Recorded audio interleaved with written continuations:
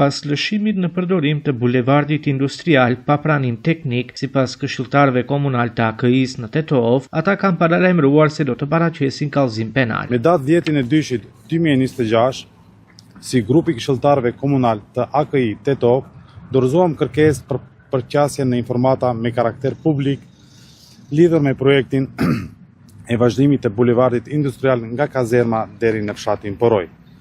Përgjigjja zyrtare e komunës së Tetovës konfirmon se kjo rrugë është lëshuar në përdorim pa kryer pranim teknik. Kjo do të thotë se një projekt prej afro 2.5 milion eurosh, i financuar me paratë taksa paguese tetovar, është hapur për qarkullim pa verifikim teknik dhe pa garanci sigurie. Kjo është vepër e rëndë penale dhe rrezik i drejt për drejt për qytetarët.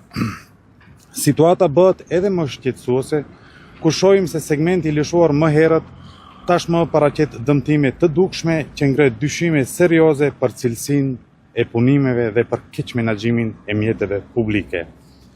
Ne kërkojmë revizion të plot dhe të pavarur për të verifikuar nëse punimet janë kryer sipas specifikacionit teknik dhe sipas kontratës.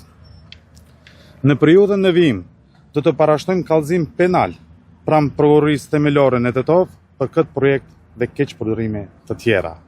Siguria e qytetarëve është prioritet kyç dhe abuzimi me paratë publike nuk do të mbetet pa përgjegjësi.